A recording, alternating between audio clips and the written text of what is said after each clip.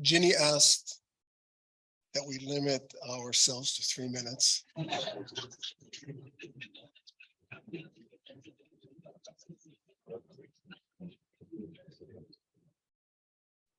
And I had always thought that when somebody says Ginny asks, that doesn't really mean asks.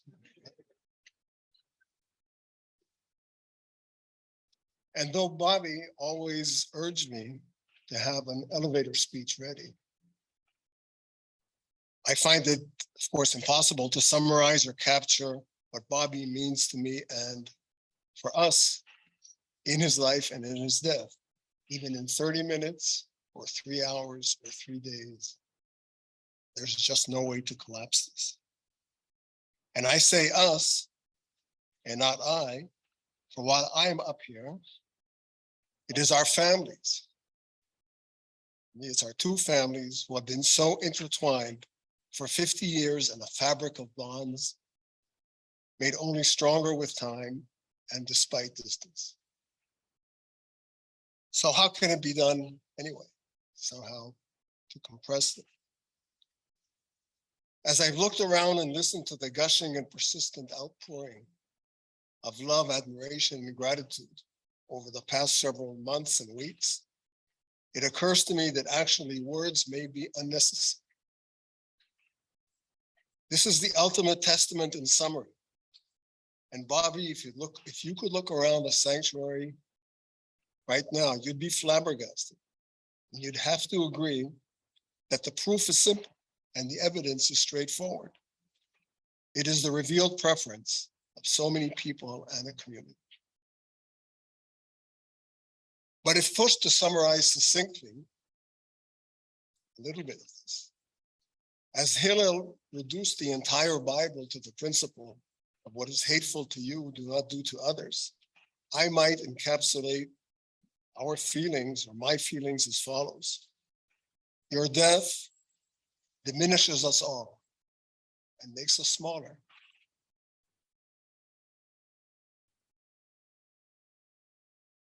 But your life overwhelmingly enhanced us and continues to enhance us. And you have made us bigger and better people. Bobby, perhaps your most important legacy was your basic approach to life, where you were in a league of your own. The future was always there for you to mold and not accept. And I'd say you manhandled life or rode herd with infinite energy, humor, dedication, love, generosity, and ridiculous levels of talent. Indeed, you pushed the envelope and set standards in so many areas and on so many dimensions, it makes one's head spin. Of these, perhaps the greatest achievements were actually not on the professional or intellectual level, but they were on the personal dimensions. As an infallible friend, and most outstandingly, as the patriarch of the most amazing family that together with Ginny, you set in motion, nourished, and helped navigate. And so actually, if we apply the accomplishment index, the economists have this accomplishment index, and if we apply it to your life, in normal human terms, you basically lived some 3 lifespans or maybe more. One wasn't enough, and we should always remember that forever.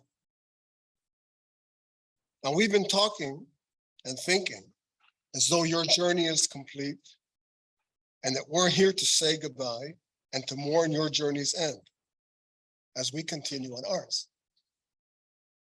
I think this is a misconception, and it's the wrong way to think about it. First, yours has not ended. For the memories, advice, values, approaches, roadmaps you have endowed us with will continue to guide us. And I, for one, intend to continue our conversations and consultations as I go forward in my life. Second, our own current journeys on Earth are not forever. We're all on our way, and at some point, each of us, in turn, will join you on that road. As Israeli poet Yehuda Amichai wrote, life is called life as the west wind is called west, the wind blows towards the east. The way death is called death, the wind blows towards life. And every person is a dam between past and future. When he dies, the dam bursts. The past breaks into the future, and there is no before or after. All time becomes one time. So, dear Bobby, this is not goodbye. This is rather, as we say in Israel, lehitraot, au revoir, will be saying.